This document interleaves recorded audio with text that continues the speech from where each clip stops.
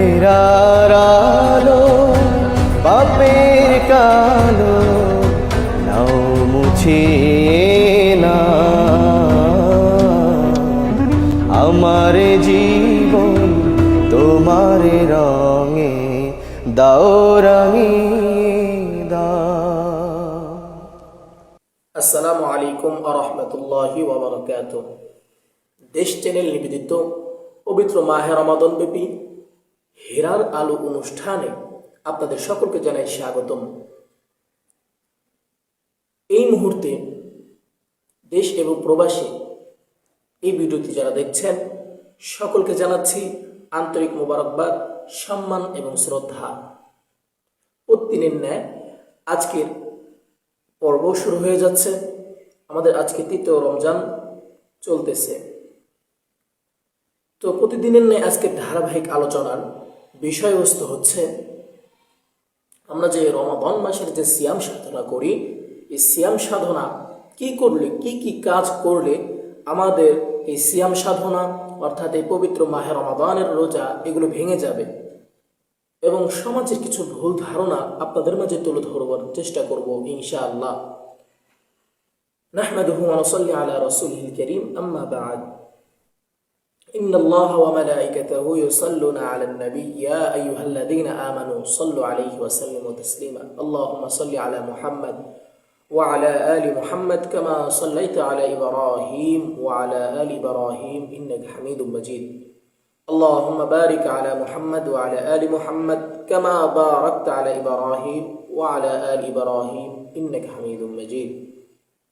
আলহামদুলিল্লাহ, আল্লাহ তাবারক তাআলার দরবারে লাখো কোটি শুকর আদায় করছি যে মহান রব্বুল আলামিন আমাকে এই সময় পবিত্র মাহে রমাদান ব্যাপী দেশ চ্যানেল নিবেদিত হেরার আলো অনুষ্ঠানে আপনাদের মাঝে অংশগ্রহণ করার তৌফিক দান করেছেন। এজন্য শুকরিয়া জ্ঞাপন করছি আলহামদুলিল্লাহ।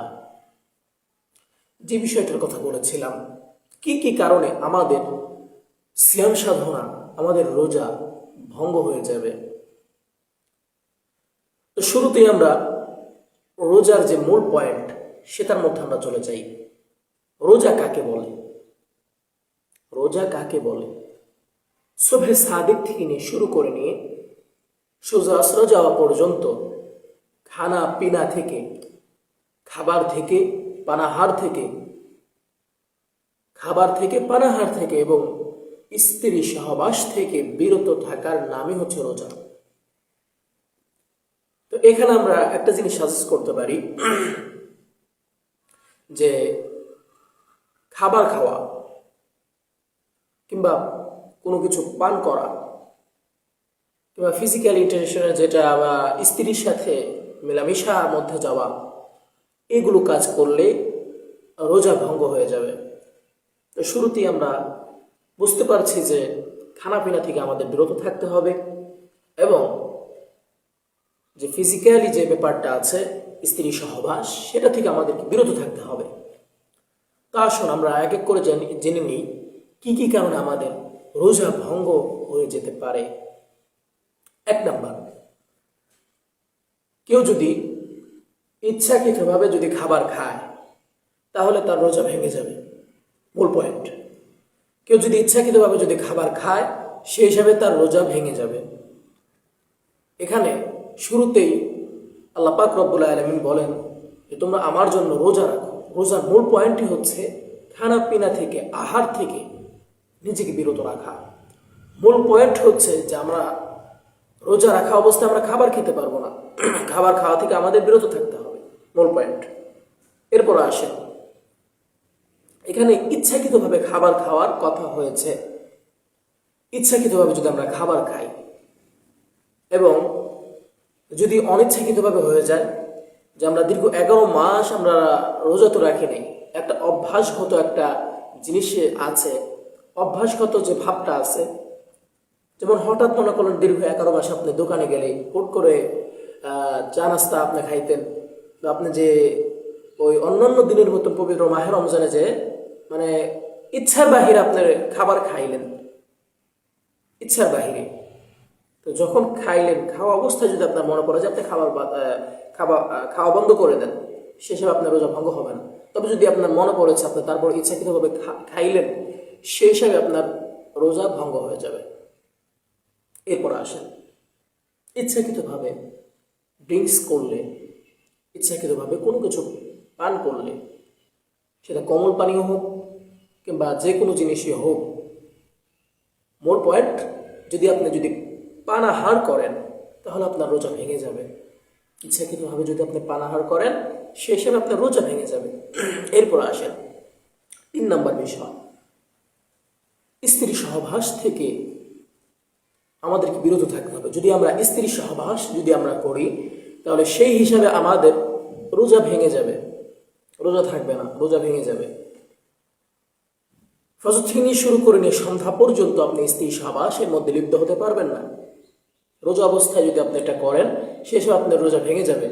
ইসলামী শরিয়া মতে আপনি যদি এইভাবে স্ত্রী সহবাসের মাধ্যমে আপনি রোজাকে ভঙ্গ করেন, তাহলে এই রোজার পরিবর্তে আপনাকে একটি রোজা রাখতে হবে এবং একটি রোজার কাফারা আপনাকে 60টা রোজা রাখতে হবে।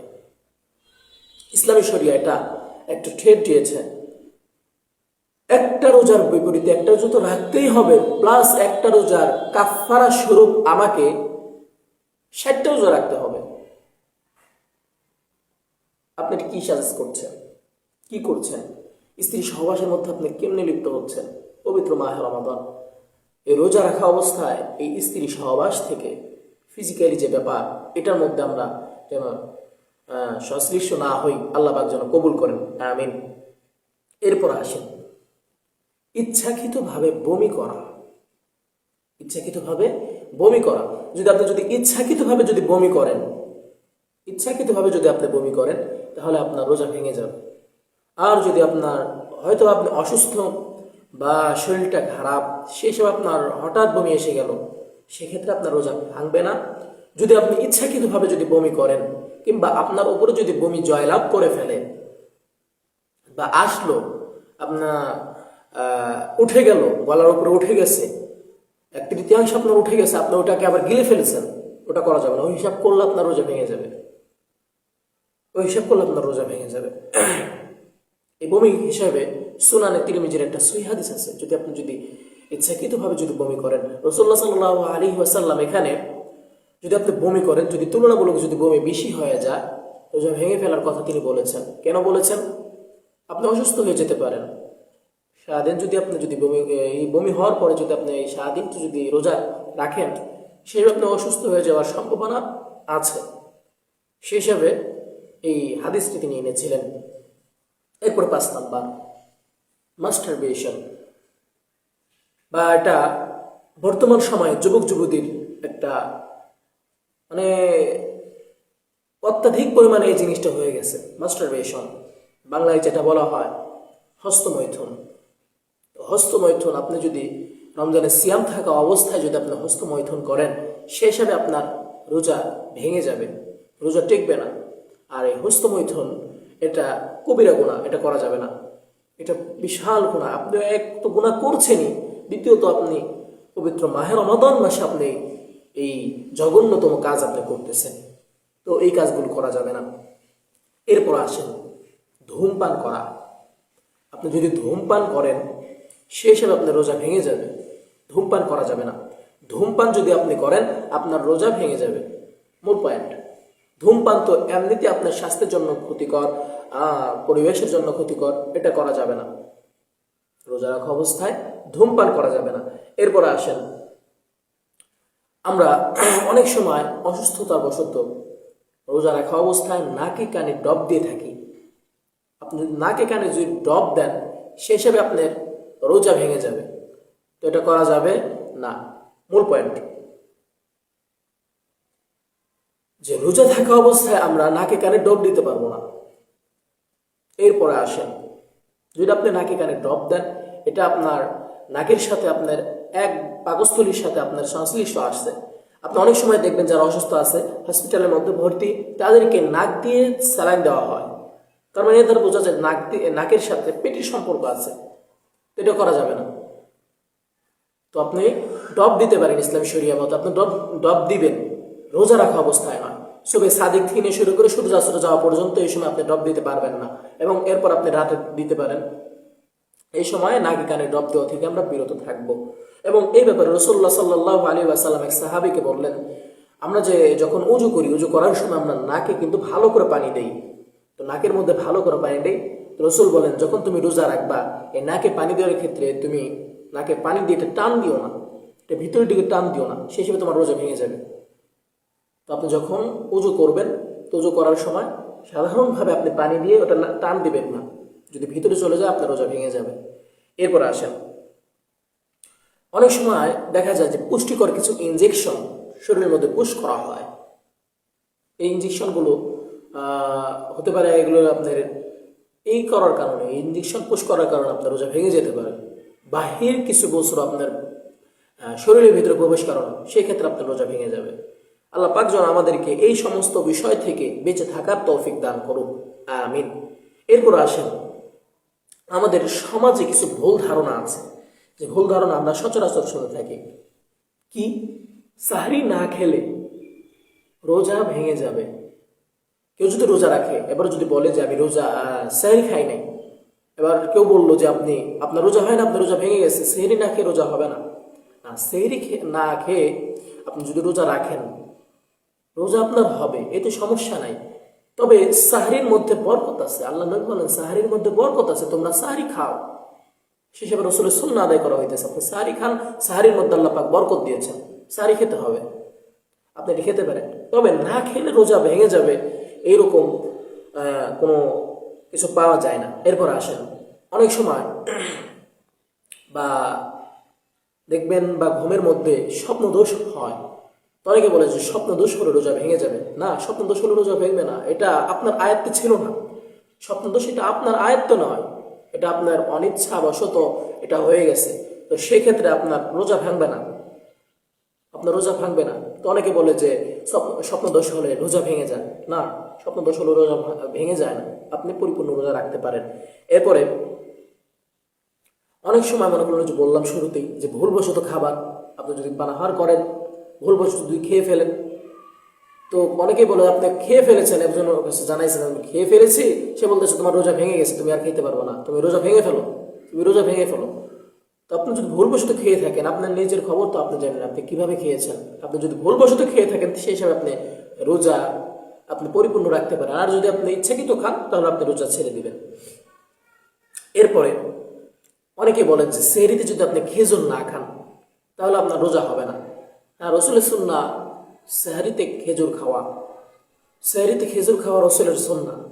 তো খেজুর আপনি খেতে পারেন, এটা একটা পুষ্টিকর খাবার, আপনি খেতে পারেন। তবে না খেলে রোজা হবে না, এরকম কোনো দলিল নেই। এরপর আসেন, সেহরিতে দোয়া না করলে রোজা হবে না। সেহরিতে দোয়া না করলে রোজা হবে না। তো দোয়া বা নিয়ত, এটা হচ্ছে নিজের মনের একটা ব্যাপার, অন্তর। ইন্নামাল আমালু বিন্নিয়াত। গত পর্বে এই হাদিসের উপর আলোচনা করেছিলাম। সাহরিতে দোয়া না করলে রোজা হবে না, বা আপনার ইচ্ছা, ভিতরের আত্মার পোষণ তো আপনি জানেন, এটা আত্মার পোষণ আপনি জানেন। তো আপনি কি করছেন, আপনি কোন নিয়তে রোজা রাখতেছেন, এটা আপনি জানেন। তো সাহরিতে দোয়া না করলে বা আপনি দোয়া পড়তে পারেন না, সেই হিসেবে আপনার রোজা হয়ে যাবে, রোজা হবে না, এরকম কোনো বিষয় নাই। এরপর আসেন, অনেকে বলে যে রোজা রেখে থুতু গিলে ফেললে, রোজা রেখে থুতু গিলে ফেললে রোজা ভেঙে যাবে, এরকম কোনো দলিল নাই। আপনি সারাদিনই থুতু যে রাখতে পারবেন, এরকম কোনো নাই। সারাদিন আপনি যে থুতু সংযুক্ত রাখবেন, এটা করতে পারবেন না। তো গিললে যে রোজা ভেঙে যাবে, এরকম কোনো দলিল পাওয়া যায় না। আল্লাহ পাক যেন আমাদেরকে এই সমস্ত বিষয় থেকে সংযত রাখেন, আমাদেরকে যেন কবুল করেন। এই পর্যন্ত আমি আপনাদের সাথে সংযত ছিলাম। আমি মোহাম্মদ আমিরুল ইসলাম আরিফি, ইমাম এবং খতিব, পাথরাইল বাইতুন নূর জামে মসজিদ।